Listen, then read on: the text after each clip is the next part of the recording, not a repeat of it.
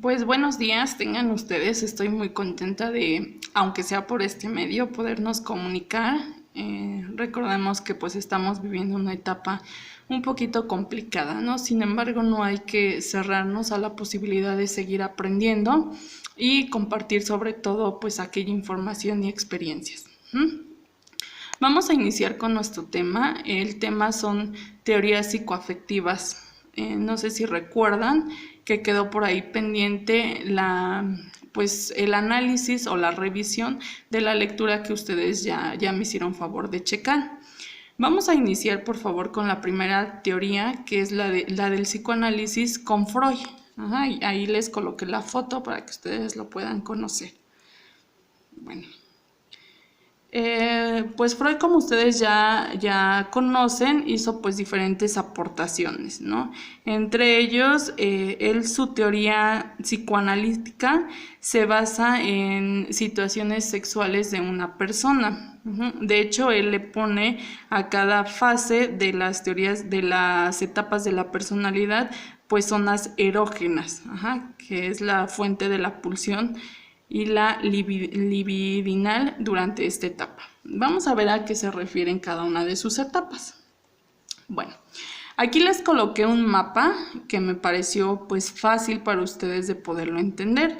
Tenemos a Freud con las teorías psicosexuales y tenemos que se dividen en dos componentes de la personalidad, que es el ello, el yo y el superyo, y las etapas del desarrollo humano, que es la oral, anal, fálica, latente y genital. ¿A qué se refiere cada una de estas etapas? Pues bueno, tenemos que la personalidad está integrada por tres sistemas, que es el ello, el yo y el superyo. El ello se rige por el principio del placer. Es un proceso primario y está en el inconsciente. Tenemos al yo, que es el principio de realidad, está en contacto con el mundo externo y tiene la función de mediar entre el ello y el superyo en esta realidad del individuo. También tenemos el superyo, que es el resultado de la incorporación en el yo de los mandatos paternos. Recuerden que el superyo va a representar toda la parte moral, todas las reglas, las normas. Y aparece después de la elaboración del complejo de Edipo. Ahorita les explico a qué se refiere ese complejo. Bueno, un ejemplo del ello, el yo y el superyo es, estando en un salón de clases, el ello me va a decir, estando en un salón de clases, obviamente tomando una clase. Entonces, durante esa clase, el ello me va a decir, salte de clases, tienes mucha hambre. El yo me va a decir, si te sales te van a colocar un reporte, si te sales te van a bajar calificación. Entonces el yo va a mediar entre el ello y el superyo. ¿Cómo lo va a mediar? Bueno, pues a través de esa conciencia. Ok, espérate que termine su clase y pide permiso para salir a comer algo. Es así como estos se van regulando entre el ello, el yo y el superyo. Les decía que porque hay personas que a lo mejor decimos, híjole, es que mató, hizo esto, el otro. Bueno, pues porque ellos se rigen más por el ello, que es el principio de placer. No tenemos una conciencia no tenemos la conciencia, que sería el yo, y mucho menos tenemos el super yo, que sería las normas. Es que si haces esto, te vas a la cárcel. No hay esa conciencia. Lo que domina más en una persona de ese tipo es el ello, que se rige por el principio de placer. Si tienen duditas, anótenlas y con gusto ahorita las comentamos. Bueno, pues vamos a continuar ahora con las etapas psicosexuales del desarrollo. Estas etapas tenemos la oral, que se da en un periodo del nacimiento al primer año de vida. Aquí es la succión del bebé en el pecho, o como ustedes lo llaman, pues amamantar al bebé. Si esta etapa no se vive en un niño, cuando la persona crece, normalmente tiene conductas como morder las uñas, los lápices, beber alcohol. Entonces, si se dan cuenta, estas etapas pues van a ser determinantes para el comportamiento. También tenemos la etapa anal, que se da de 1 año a los 3 años. se relaciona con el control de esfínteres. La no satisfacción de esta etapa puede expresarse, por ejemplo, en el desarrollo de compulsión por la limpieza. A veces por error los papás o cuando los niños están aprendiendo a controlar los esfínteres, escuchamos frases como, oye, es que eres un cochino, ya te hiciste en el pantalón. Todo eso que se les va diciendo va marcando a la persona. Y ellos asocian que ese no control de esfínteres que tuvieron, lo asocian con que siempre tiene que estar todo limpio. También recuerdo que nos decía una maestra que en esta etapa anal, cuando nosotros cargamos a un niño entre esta edad y se hace del baño, eso que ellos se hacen del baño les genera placer. Eso es algo normal, nos genera placer a todos. Pero en el caso de los niños chiquitos es como decir, es que me caíste bien, o sea, te estoy dando lo mejor de mí porque es algo que a mí me genera placer. Después tenemos la etapa fálica, que es de 3 a 6 años, y esta se relaciona con la manipulación de los genitales. Aquí los niños están explorando. Es también muy común ver a los niños que se estén tocando. ¿Por qué? Porque se están explorando. Así ellos se conocen. Aquí también en esta etapa se da algo muy importante que es el complejo de Edipo y de Electra. ¿Qué quiere decir este complejo de Edipo y de Electra? Bueno, el complejo de Edipo es el enamoramiento que se da de la niña hacia el papá.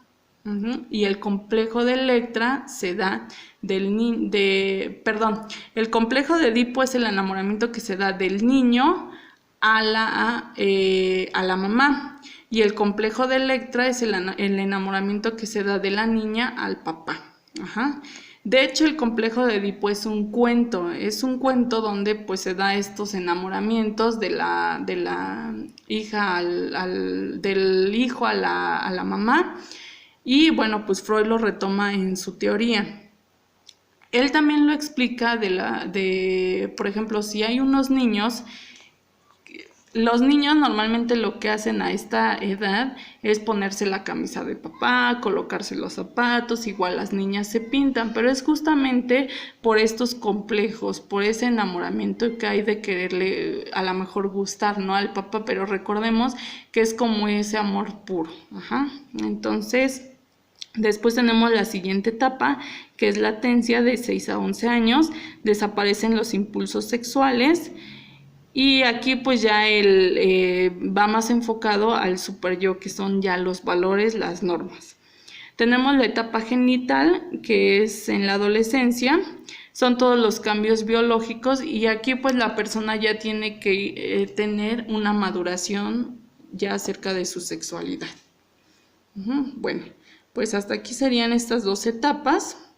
Nos vamos a pasar a los mecanismos de defensa. Freud tiene muchos mecanismos de defensa, sin embargo, solo les voy a dar como ejemplo alguno. ¿Qué son estos mecanismos de defensa? Pues es un procedimiento que el yo pone en marcha para evitar la realización de impulsos internos o protegerse de estímulos externos que siente como amenaza. Vamos a ver algunos de estos ejemplos para que quede más claro.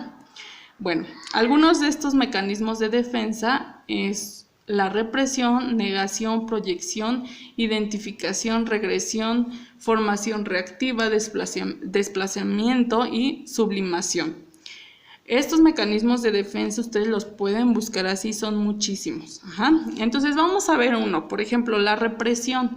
Es el rechazo de experiencias, pensamientos y deseos que consideramos vergonzosos, dolorosos o inaceptables. Entonces la represión, su nombre lo está diciendo, yo reprimo algo. Si te dicen, oye, pues llora, no pasa nada, y tú dices, no, es que no quiero llorar, pero tú estás reprimiendo esos sentimientos. También tenemos otro mecanismo de defensa, que es la sublimación. Este se refiere a la transformación de deseos inconfesables en intereses y actividades socialmente aceptadas.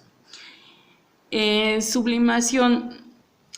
Aquí, por ejemplo, ¿cómo decir? cuando decimos, es que esa persona es esto, bla, bla, bla, la criticamos por donde más no podemos. Bueno, es que en el fondo estamos sublimando. ¿Por qué? Porque quisiéramos ser como esa persona. ¿Sale? Entonces, por eso no es bueno criticar, porque lo que te choca, te checa. Entonces, de acuerdo a Freud.